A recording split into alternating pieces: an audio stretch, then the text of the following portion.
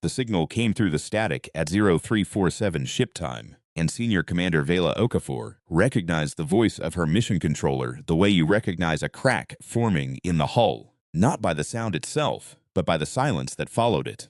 Ironside 1, this is Aegis Control. Please confirm your propulsion status. Over. She had already confirmed it twice. She confirmed it a third time, reading off the numbers she had memorized in the way a person memorizes something they desperately want to be wrong. The voice on the other end was her mission controller, Specialist Fenn, who had been cycling through shifts for 72 hours, and whose carefully neutral tone was the voice of someone performing neutrality as a service, the way a surgeon's hands don't shake even when the surgeon is afraid. The main drive was dead. The ignition sequence had cycled 6 times, each attempt returning the same null response from the primary thrust node. 0 flow, 0 pressure, 0 anything. Tertiary sequencers were throwing nonsense codes she had never seen outside a simulation, codes that belonged to failure modes the engineers had included in the system documentation, the way actuaries include catastrophic asteroids in their tables, technically possible, assigned a probability, never expected to appear. They had enough fuel remaining to make one short burn, about 9 seconds of thrust, which was not enough to initiate re-entry, not enough to redock with Waypoint Carmon, and not enough to do anything except remind them that the fuel was there, and useless, like a locked door at the bottom of a flooding room. She ran the numbers a 4th time in her head. They came back the same. She had expected them to. She sat in the command seat and did not say anything for a while.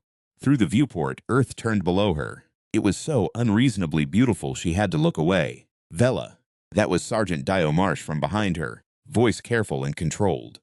He had been with her for 11 months now, including 3 months on the surface of Carmen Station, and she knew all his voices. This was the one he used when he was measuring his own fear. "I heard it," she said. "Give me something to do. Check the tertiary manifold relays, all of them, one at a time."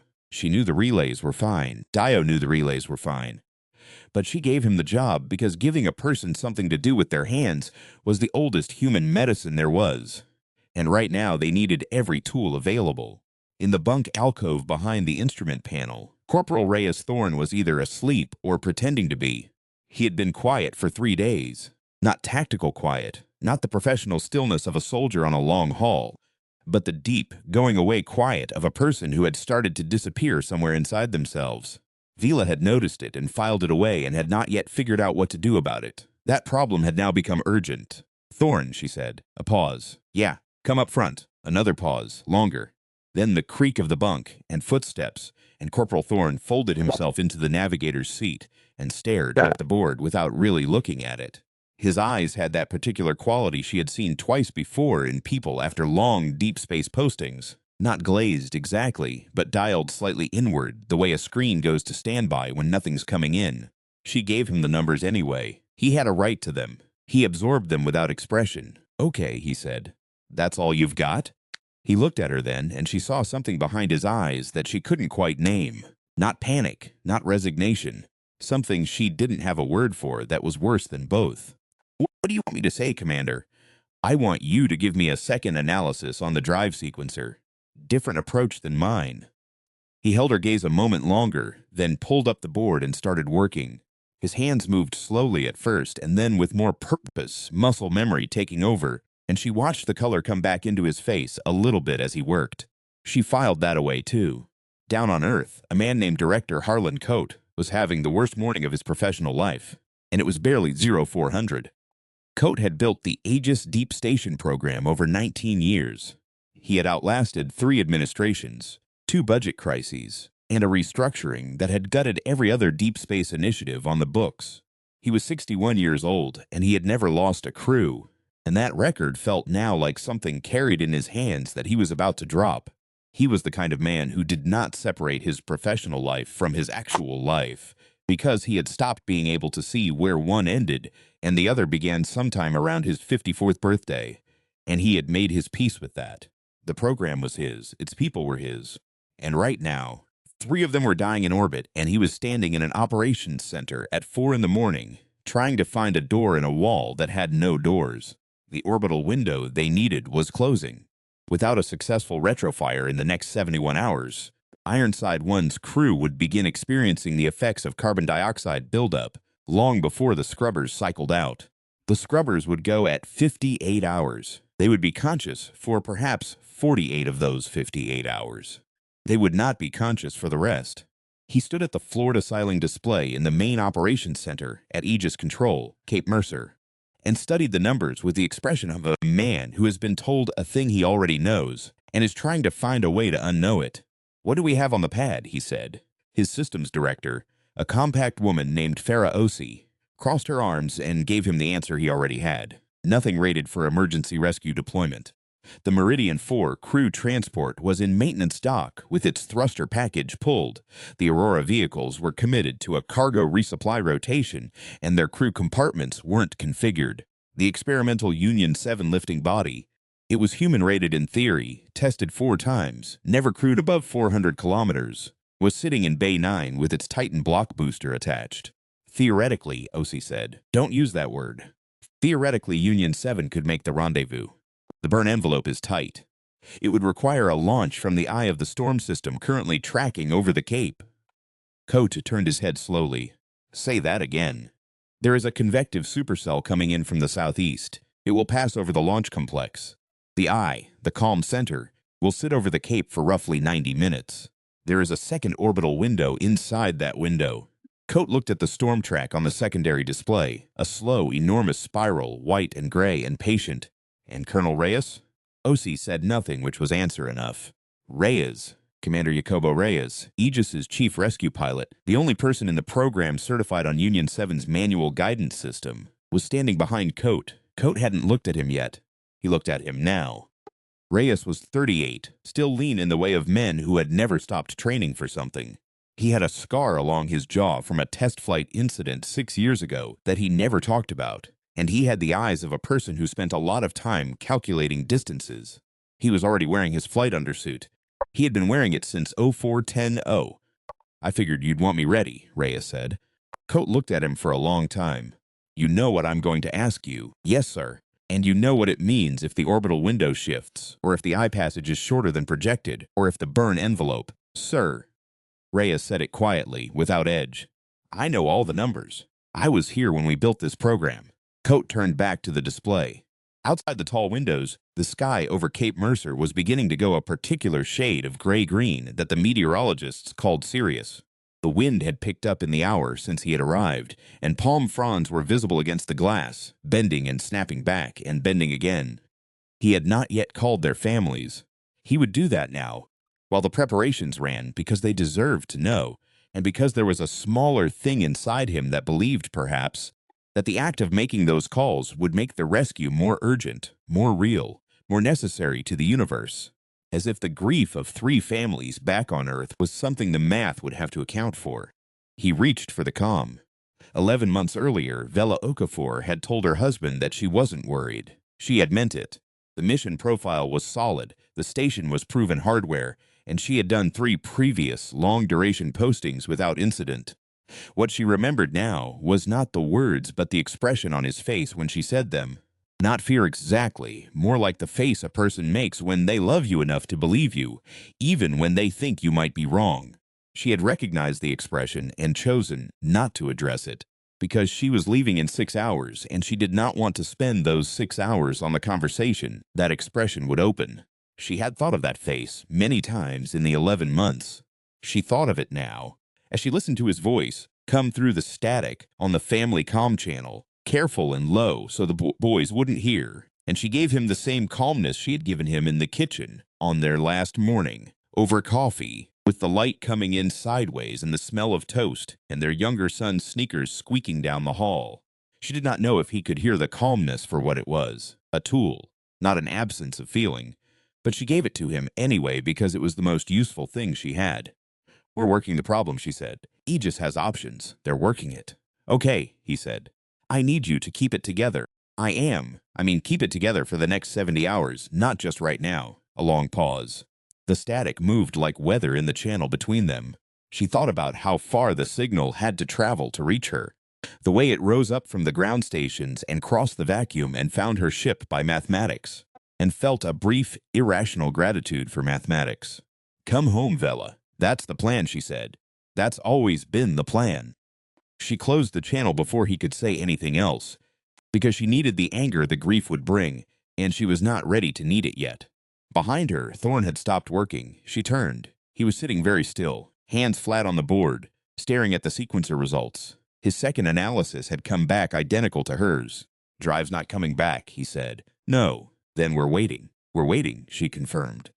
Marsh came up from the relay check, clean, as expected, and the three of them sat in the smell of recycled air and machine oil and the particular staleness that accumulates in any enclosed space after months, and they did not say much. There was not much to say. The math was what it was. Aegis was working the problem. Either the solution would arrive in time, or it would not, and there was very little they could do from their end except reduce their metabolic load, conserve what remained, and not lose their minds. Marsh pulled a ration pack from the storage console and opened it with the practiced motions of someone who had eaten in zero long enough that it had become reflex. He broke off a piece of the pressed protein block and held it out to Thorne without saying anything. Thorne didn't take it at first. Marsh held it there without moving. Vila watched this in her peripheral vision and said nothing. After a moment that felt longer than it was, Thorne took the food. Small things. The small human transactions that kept the lights on inside a person. Vela thought about this and held on to it like something structural. The storm hit Cape Mercer at 11:40 local time, and it was worse than projected. Coate stood at the floor-to-ceiling display and watched the radar feed and did not move. His operations team worked the boards around him, voices overlapping in the flat technical language of people who are afraid and refusing to show it. Wind readings came in. Rain accumulation. The anemometer at the launch complex recorded gusts at 91 kilometers per hour, and then the data cut out for 11 minutes before the backup system came online. On the operations floor, Commander Reyes was suited up and waiting in the pre-launch corridor, watching through the reinforced window at the gray sky above the gantry. Union 7 was still on the pad. It had taken a structural check and come back clean. Remarkable in Coates' view. The machine was tougher than he had given it credit for. They had 42 hours left on Ironside 1's oxygen budget. The orbital window inside the storm's eye was 90 minutes, maybe 100. The scrub line, the point at which they would abort the launch and formally end the rescue attempt, was in 6 hours. Coates' deputy, a young man named Ashby, who had been with the program for 3 years, brought him a coffee and set it on the console without being asked. It was the kind of small, accurate kindness that Coate had noticed in Ashby and had never figured out how to reward. "Thank you," Coates said, and meant it, and drank. The radar signature of the eye began to resolve at 1443. It was smaller than the models had predicted, perhaps 70 kilometers across instead of 90, but it was there, distinct and real, a clearing in the violence. The meteorology team put the Cape Passage at 83 minutes. Coate ran the numbers himself, with O.C. watching over his shoulder, and the launch window opened at 15:31 and closed at 16:51, and the burn envelope was tight, but it was there. He picked up the comm to the pre-launch corridor. "Colonel Reyes, your go for launch prep." A pause, then, "Copy that, sir. Prep is already done." Coate almost smiled. "Of course it is." The storm passed Cape like a held breath. In the eye, the sky was an unsettling pale blue, the clouds towering on all sides like a stadium. The air was still and oddly warm. The launch team worked in that stillness with the focused efficiency of people who understand that the stillness will not last, that it has a hard edge on the far side, and that they are racing toward that edge, whether they want to or not. Union 7 lifted at 15:37. The vehicle cleared the gantry with the sound that Coate had never gotten used to and would never get used to. That low, chest-deep roar that you feel in your joints before you hear it with your ears, the sound of something defying the simplest and most persistent force in the universe. He watched the camera feed, the flame, the smoke, the vehicle climbing, and felt his hands grip the console railing hard enough to hurt. He was aware of this and didn't stop. He had earned the right to grip something. The vehicle cleared the tower. It cleared the deck.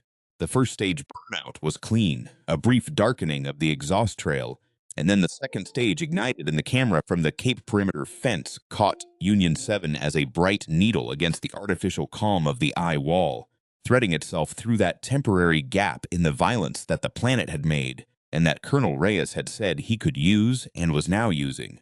"Guidance is nominal," Osei said. "Orbital insertion in 9 minutes," said the flight director. The outer wall of the storm swallowed the rocket track on the display board, and Coat let out a breath he had not known he was holding. Vela heard the confirmation at 1553. Ironside 1, this is Aegis Control. Union 7 has achieved orbit. Rendezvous in approximately 4 hours. Please confirmed crew status. She confirmed crew status. Marsh was running nominal. She was running nominal. Thorne was. She glanced back. Thorne was awake and watching the board with his hands folded and his jaw set, and his eyes were wrong again. That internal quality, the dial turned inward. Nominal, she said. All crew nominal. The 4 hours were the longest of her life and also, paradoxically, some of the quietest. There was nothing to do. The math was done. Either Union 7's burn envelope would resolve correctly or it would not, and Reyes would arrive or he would not. And she had given over the problem to the part of herself that had decided, somewhere in the first 10 years of her career, that the things you could not control were not worth bleeding over. So she sat and watched Earth turn below her and thought about her boys. The older one had his father's way of solving problems. Patient, methodical, occasionally wrong, but rarely far off. The younger one was still figuring out what his way was, and she thought about being there for that. She thought about it with a specific physical hunger. At hour 2, Thorne began to pace. It was the first vigorous movement he had made in days, and in the confined space of Ironside 1's command module, pacing was more of a controlled drift, catching himself on handholds and pushing off again, restless choreography with the architecture of the ship, and Vela watched it and decided to let it run for a while before she spoke. She had seen this before, not in Thorne specifically, but in people who had been closed in long enough that the body began to insist on itself, to move not because motion accomplished anything, but because stillness had become its own kind of trap. The pacing was better than the stillness had been. The pacing meant something was still running, still generating heat. After 15 minutes, she said, "Thorne." He caught a handhold and held himself still, turning to face her with an expression that was already half defensive, already preparing for concern he did not want expressed. "I'm fine," he said. "I know you are. Tell me something." He frowned. "Tell you what? Anything. Something you've been thinking about." She could see him working through responses and discarding them, the clipped military ones, the deflections, the fine thanks responses, until he hit something real and stopped. A long pause. The machinery of the ship whispered and clicked around them. "I've been thinking about a bar in Cartagena," he said finally. "My wife and I went there the year before my first posting. It was right on the water. They served this fish stew that had been on the menu for 80 years, same recipe. They told us that when we sat down. Same exact recipe for 80 years. He paused. "I keep thinking about that stew. What it smelled like. I can't remember exactly what it smelled like." Vela let that sit for a moment. "When we get back," she said, "we're going to find that bar. And you're going to order that stew, and you're going to smell it, and you're going to remember." Thorne looked at her. Something behind his eyes loosened, just slightly. It was not a dramatic change.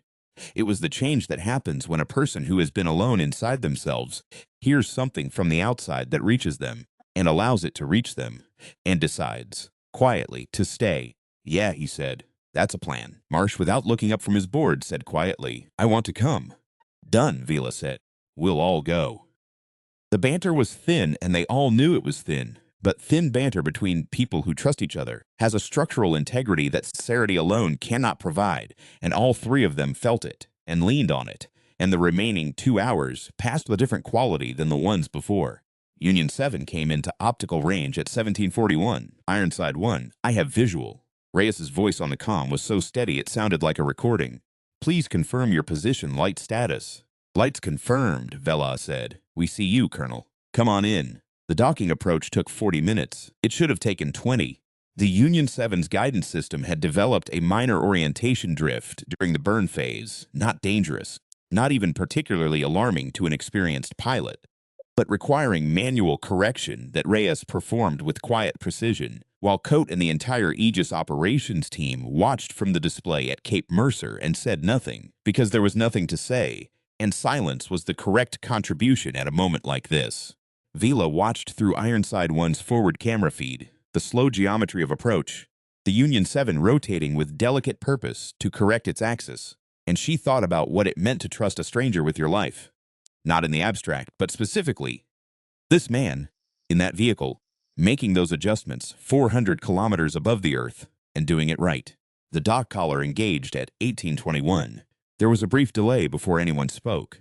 It was the kind of delay that happens when a thing that was very nearly impossible has just become real, and the people involved are processing that transition.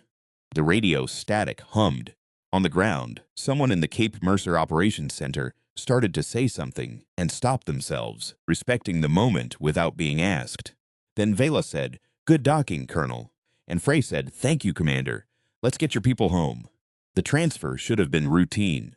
Thorne first, then Marsh, then Vela. She would be last. She had decided this before the rendezvous and would not be moved on it, and they were 40 minutes from the retrofire burn window that would begin their re-entry arc. Thorne had the transfer tube open and was moving through it when the suit alarm went off. Vela saw it on the board before she heard it, a pressure trace on Thorne's EVA suit, climbing in the wrong direction. Not a catastrophic blowout, not immediately, but a slow increasing pressurization in the secondary bladder that suggested a valve failure somewhere in the suit's rebreather circuit. If it progressed at the current rate, the suit would become unusable in approximately 22 minutes. 22 minutes was not enough time to complete the crew transfer if the suits had to be swapped. Vela pulled up the suit specs. Marsh was already beside her. "Secondary valve," Marsh said. "I see it. It's the same valve that was flagged in the pre-mission inspection, the one that was cleared." "I know," she said. I know, Sergeant." She pulled up the suit's manual override tree. There was a way to bypass the secondary valve by isolating the bladder circuit entirely, which would reduce the suit's redundancy but stop the pressure buildup. It required access to a panel on the left chest of the suit that was currently inside the transfer tube. She got on the comm to Thorne. "Thorne, stop your transfer." "Hold position." His voice came back, careful. "Commander, what's valve fault in your suit's rebreather? I need you to open your left chest panel and tell me what you see." A pause. The sounds of the transfer tube, cramped, the way all tight spaces sound at the end of a long mission, like the walls know something. Then, "Panel is open. I see the circuit board. The valve indicator is orange." "That's what we expected. I'm going to walk you through a bypass. You're going to be fine. Follow my instructions exactly." "Copy." She walked him through it. It took 11 minutes. Her voice did not change pitch once during those 11 minutes, though she was aware, in the background of her concentration, of a frequency of fear running through her that she would not allow to the surface, because Thorne needed the sound of certainty, not competence. Those are different things, and she knew the difference and had always known it. The valve indicator went from orange to green. "Good," she said. "Keep moving." "Copy," Thorne said, and his voice had something in it she hadn't heard in days. She didn't name it. She filed it away for later, when there was time. Marsh transferred second, clean. Vela transferred last, pulling herself through the tube with the efficiency of someone who had trained this maneuver 400 times, and she came through the Union 7's hatch to find Reyes waiting with his helmet tucked under one arm and the expression of a man who has made his peace with whatever comes next and is, improbably, relieved to find that what comes next is this. "Commander Okafor," he said. "Colonel Reyes." She looked him over, the scar along his jaw, the careful eyes. "How's the burn window? 11 minutes. "We should get to it," agreed. She sealed the transfer tube behind her. Through the small viewport, she could see Ironside 1 drifting, its lights still on, the external cameras still cycling in their patient rotations. It looked, at this distance, like something asleep rather than abandoned. She stayed at the viewport longer than was strictly necessary. "Commander!" "Coming," she said, and turned away from the window. The retrofire burn was clean. Coate watched it from Cape Mercer in the focused silence of a man who has stopped breathing and doesn't notice. The burn lasted 43 seconds. The orbital track resolved on the display, exactly as projected. The trajectory arc bending toward the atmosphere, with the mathematical elegance that still, after all these years, amazed him. "Re-entry nominal," said the flight director. Osei beside him let out a breath, then, very quietly, "Hell of a window, hell of a window," Coate agreed. There was a moment, one of those moments that happen in operation centers after extreme events, before the debrief and the reports and the formal accounting, where no one said anything and everyone was just briefly and entirely human together. No one had orchestrated it, no one could have. It was the kind of thing that happens between people who have been afraid together for a long time, and have come out the other side of it, and are only now beginning to understand what they were part of. Coate stood in the middle of it and let it happen. He was not a sentimental man. Or rather, he was sentimental in the way that all people who care deeply about things eventually become, which is to say that he did not display it, but he felt it fully, and it moved through him now like weather. He understood, in the way that people who have built things understand, that the thing you have built is never purely yours, that it belongs to everyone who has put their hands on it, and that sometimes the measure of a life's work is not in the blueprints, but in a moment like this one, in the silence of a room full of people who were afraid and kept working anyway. He drank the rest of his cold coffee. Then he started the debrief. The blackout period during re-entry lasted 9 minutes. They were the longest 9 minutes Vela had experienced in a career full of long minutes. The plasma trail outside the viewport was a blinding orange-white, the kind of color that has no analog in normal experience, the color of a world insisting on its existence. The vehicle shook in the frequencies she had memorized from training and had never gotten used to. A deep, a rhythmic vibration that moved through the frame of the ship and into the frame of her body and reminded her, as it always did, that the boundary between the inside and the outside was just a few centimeters of engineered material, and that those centimeters were, right now, doing more work than anything else in the solar system. She could feel the deceleration in her sternum. 4 Gs, 4.5. The pressure suit compressed against her thighs. She had always found re-entry clarifying. Everything you were not absolutely sure of fell away. What remained was the essential list, and the essential list was short. The chutes, the heat shield, the angle of attack. Everything else, the mission review, the valve report, the family calls, the career, was somewhere above her in the thinning air, waiting. Beside her, Thorn was gripping his harness webbing with both hands. She could see his knuckles. She did not say anything. She let him grip. At 6 minutes into blackout, she heard him say something too quiet to make out. "What's that?" she said. He said it again, louder. "The stew is going to be cold by the time we get there." She started laughing. It was the genuine laugh, the one that comes from a place below strategy, and it surprised her with its force. Marsh joined in from the crew seat behind them, a low rumble of amusement, and she heard even Reyes, up at the pilot station, make a sound that might have been a laugh if he had allowed it to develop. The blackout broke at minute 9. The Pacific was blue below them, absolute and enormous, the horizon curving away in all directions. The drogue chute deployed with a crack she felt in her spine. Then the main chutes, 3 of them, the familiar snap and tug of deceleration, and the light was ordinary sunlight, morning sunlight, and the ocean came up fast and then faster, and then with the abruptness of all landings, a shock, a shudder, water and foam filling the viewport, and stillness. The recovery team was on them in 11 minutes. When the hatch opened and the air came in, real air, sea-humid and salt-thick and enormous, Vela sat for a moment and did not move. She breathed it. She let it be what it was. Thorn, beside her, did the same. He had his eyes closed. His hands were still. "Hey," Marsh said from behind them. "Hey," she said. "We good?" She thought about that for exactly 1 second. "We're good," she said. She went out the hatch first. The recovery diver reached up for her arm, and she took it, and the ocean was cold and real around her ankles, and she could see the recovery vessel on the near horizon, and beyond that, nothing but water and morning and the curve of the world. She tilted her head back. The sky was very blue. Somewhere up there, Ironside 1 was still turning, would turn for another 3 or 4 years before its orbit decayed, its cameras cycling, its lights running on stored power, patient and faithful and empty. She had spent 11 months of her life in that machine. She had sat in it while the math told her she might not leave it. She had made 3 people eat when they didn't want to, and work when they couldn't, and talk when silence was the easier path, and the machine had held, and the people had held, and here was the ocean, cold and salt and real. It was enough to come home. It was enough, and more than enough, and she did not need it to be anything else. Director Coate was at the recovery dock when they came in. He was not supposed to be. Protocol had him at the Cape for the debrief sequence, but he had driven the 90 kilometers to the Naval Recovery Facility because the protocol was wrong, and it was his program. And sometimes the right thing to do is to be there, in person, without agenda. He stood at the dock in the warm morning, his jacket too formal for the occasion, and he watched the 3 of them walk down the recovery vessel's gangway. Thorn, then Marsh, then Vela. And each of them had that quality he had seen in returning crews before, the particular solidity of people who have been in a place where the margin was very small and have come back with a new understanding of what the margin means. Vila stopped in front of him. Director Coate, Commander Okafor. He looked at her for a moment. You ran a clean ship up there. I had good crew. That too. She held out her hand. He shook it. There was more to say, and neither of them had the language for it, which was appropriate, because some things are not meant for language but for the handshake, the held moment, the eye contact that acknowledges. We were both part of this, and it held, and that is enough. Thorne and Marsh had moved off toward the medical tent. Vila turned to follow them, then paused. Reyes, she called. Reyes was still at the gangway, carrying his helmet. He raised an eyebrow.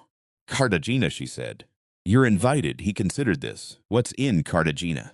An 80-year-old fish stew, Marsh said from 30 meters away without turning around. Reyes looked at her.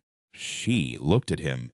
Then he did something she had not expected. He smiled, a full, real, slightly tired smile, the kind that happens when a person sets down something heavy and realizes, finally, that they can. Cartagena, he said. All right. The media briefing was scheduled for 1500. By 1200, the families had been called. By 1300, the preliminary medical checks were done. By 1400, Vela had showered and eaten, and changed into a set of clothes that were clean and civilian and slightly too warm for the Florida morning. And she was sitting outside on a concrete step with a cup of coffee, watching a pair of oyster catchers working the tide line. She was not thinking about the next mission yet, though she knew it was already in the pipeline.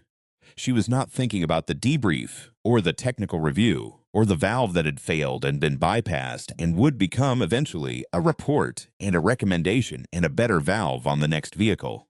She was thinking about almost nothing, in the deliberate, careful way of someone who has learned that the space after a hard thing is not empty space but necessary space, and that what grows in it is the version of yourself that continues. Her younger son called her at 13:45. She had told her husband not to tell him the details until the recovery was confirmed, and her husband had, as he almost always did, done exactly what she asked. Her son's voice was carefully controlled in the way of 12-year-olds who are trying to sound like they weren't scared.